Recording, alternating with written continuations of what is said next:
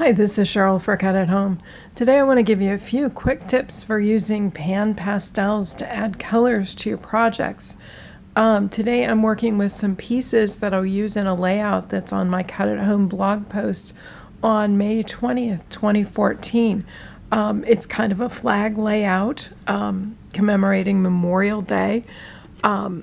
So first thing I've done is I've taken a metal stencil, this one, and I've used my Big Shot to emboss a dark blue paper. You can see that I've done that here, and I've actually started to color in some of the stars with my Pan Pastels. Pan Pastels, if you haven't seen them before, come in a little pot like this. I know it's really hard to see. There's a lot of glare. I'm going to remove that lid to make it just a little better. They come in individual little pots like this, or they can sometimes come in a palette tray. On the back, of course, I always get it upside down every time. It tells you what color you're dealing with. This is titanium white, and other relevant information. It's important usually to know the color numbers. This one's 100.5. A lot of times there's more colors in the series, but it's a very, very soft pastel, so soft that it can't be put like in a block or in a pencil or something like that as you normally see pastels. Just move this out of my way. Normally I work with the Pan Pastels using a palette knife. This is just a plastic palette knife. There's 4 that are typically used with Pan Pastels. Each have a different shape and a different purpose. The covers on the end are removable, so you can use a different one for different colors, or you can take it off to clean it, or other sorts of things.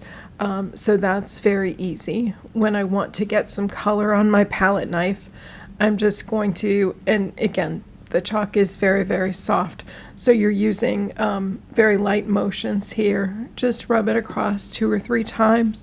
You can use a circular motion, straight up and down, whatever you find works best. And then I'm going to apply the chalk to the paper. Here, let me go to a clean area here. Another star that has to be colored. And I usually start in the center, adding the color. Here I'm using a light touch to add. You don't really have to use a lot of pressure with the Pan Pastels. They just kind of flow on almost as if they were an ink or something like that. Again, coloring until you get your entire star colored. You can see I've had a couple of oopses in coloring here, and I'll show you how to fix those in just a moment.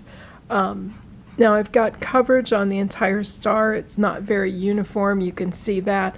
So I can go back and I can add more color. I can take a little color away, whatever it is I want to do to try and get it a little bit more uniform, less lines and the like. Again, this is very blendable medium, so a lot of fun to work with. Now where I have my little oopses, I can take an eraser and just erase that away. This happens to be one of the Pebbles chalk erasers, but it doesn't have to be specifically a chalk eraser. It can be any kind of eraser,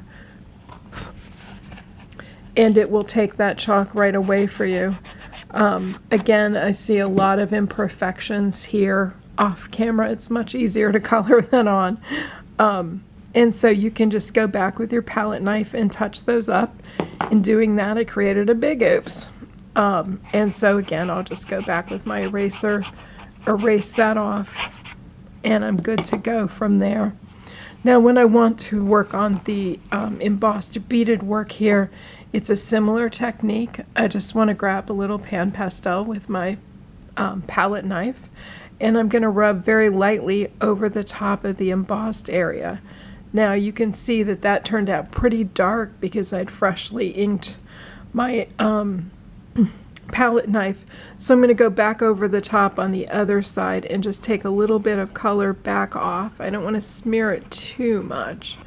Again, I can do some erasing and that sort of thing to get everything to match fairly well.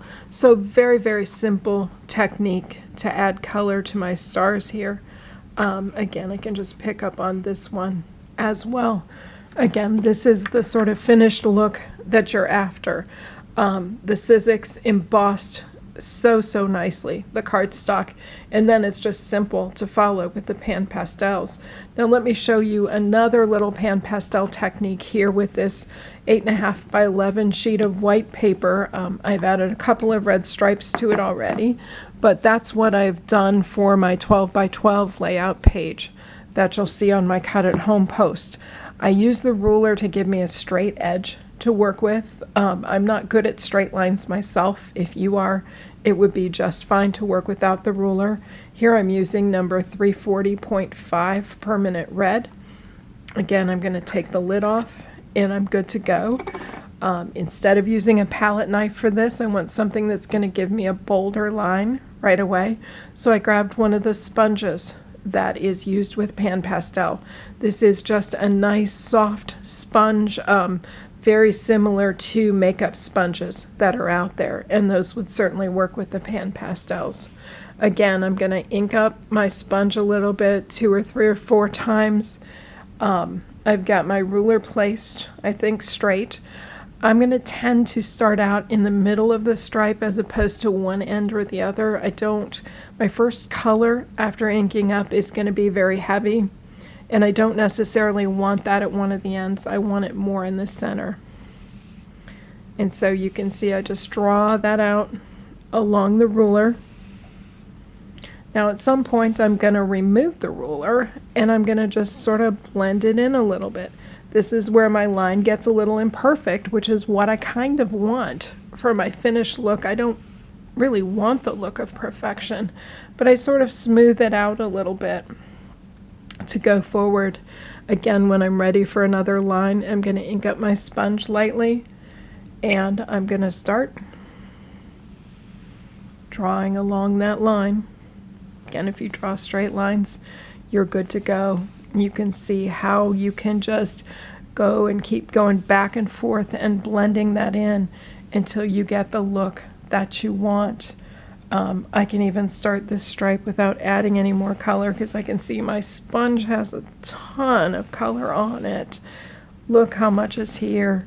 And here I'm getting the more light, subtle tones. Again, all of these things can sort of be blended out so that you're comfortable with it. So easy product to work with, the Pan Pastels. I just love them. I know that you'll love them too. They're kind of addictive once you get started. It's really hard to stop. Thanks for watching. Bye.